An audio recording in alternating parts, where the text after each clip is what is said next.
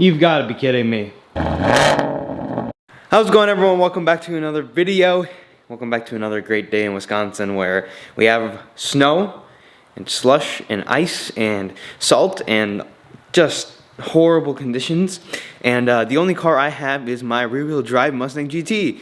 So let's go have some fun. Now, I did drive the Mustang earlier today, and let's just say it was a little sketchy. Uphill specifically, this car did not want to get any traction at a standstill. I'm going to try an alternative route to get to work today. But here's a medium cold start, or a lukewarm start.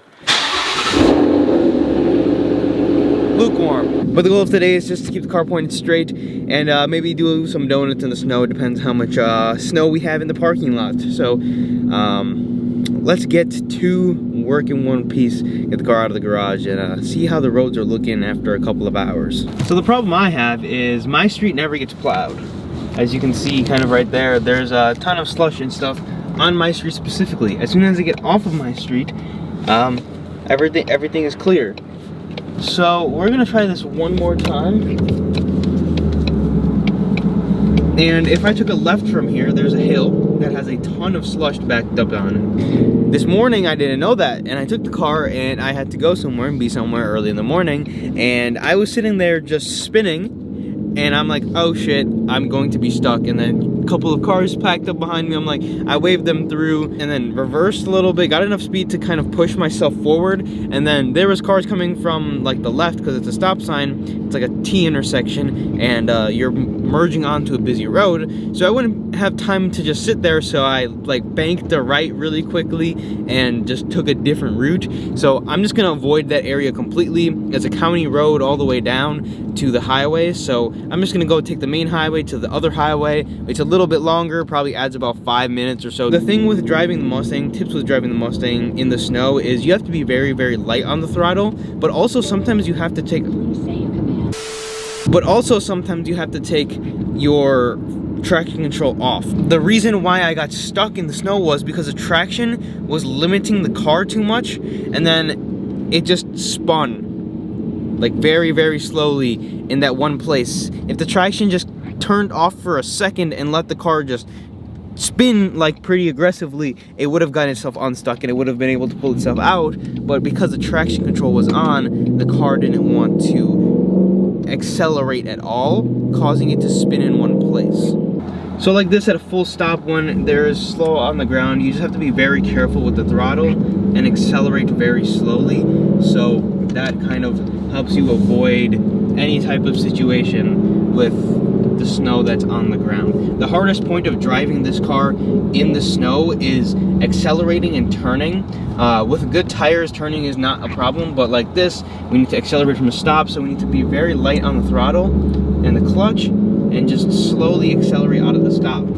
I mean, it's the same case with all-wheel drive and front-wheel drive cars as well, but with the Mustang, you have to be particularly like easy on it, because if you do too much throttle, you can get yourself stuck if there is snow there. It's a very interesting thing, but if you're a good driver in the snow, you shouldn't really have too many problems with it. You just have to be light and easy with the car and know its kind of limits. The road looks fine here, maybe like a little wet, and it doesn't look too slippery, but there could be ice under here, so you don't really want to accelerate hard or anything. That being said, the main highways are pretty clear, and you just have to make sure that you're not coming head on to any type of slush or anything that could make you hydroplane in any way. In days like this, the streets are always horrible, and they always never plow my street in my area, so I always have to be a little careful. My fuel light's coming on because the car is telling me I need gas, but you always just have to be like a touch more careful when you're driving on the wet and slippery surface. When you're turning, your car could skid out, and when you're leaving from a stop is the main thing. This car can get stuck very easily,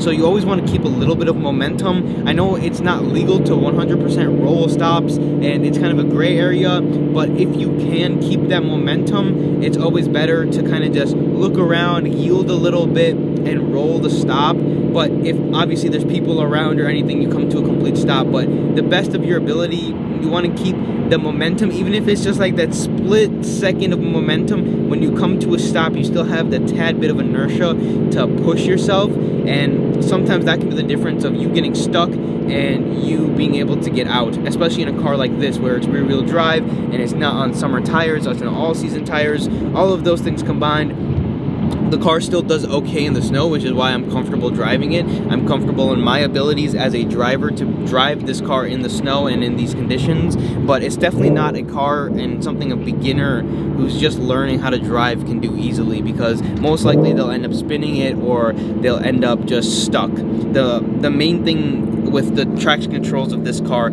are you're gonna end up being stuck more than anything. Seems like the streets are pretty clear everywhere though. I've got to go to work. And maybe after that we'll find a little bit of parking lot or something to do some donuts in, because, like, I mean, I brought the Mustang out in the snow, I might as well have a little bit of fun with it, but obviously work comes first, so I'll see you guys after that. And just like that, I'm done with work. We just passed 23,000 miles in the Mustang, but cold start, I think? Yeah. Sounding nice and proper, as the British would say. I think, I don't really know. But let's go see if I can find a parking lot that's not shoveled and do a little bit of drifting. If not, I mean, it's not the end of the day, end of the world. But, you know, buying a sports car, not the most practical, but you can definitely get away with it. But let's head on our way and make our way towards home. So unfortunately, it looks like every single parking lot I have gone to has had the snow plowed. I mean, the snow's kind of like disappearing now that the day has gone by, unfortunately. So it looks like we won't be able to do any drifting today, but potentially you guys learned something about driving sports cars in the snow and whether you can do it or not. I mean, if you're an experienced driver, if you're not good at driving in the snow, or in general, just driving, you're not going to be good driving a sports car at all, especially in the snow. I think that's something that's given, but it's definitely doable. But we have made it back home safely. That's all I have for this video. If you did enjoy, learn something, I would appreciate if you would go and subscribe and leave a like on this video. I made the decision to drive this car throughout every season when I first bought it, and now I have a couple of cars and I can kind of escape certain days without having to drive the car. Lately I've just been daily driving it and enjoying it, but that being said, it's very practical, and as long as you know how to control the car, you should be okay. 9 out of 10 times, unless it's super heavy snow, but I've been able to get by with it. But I will see you guys in the next video.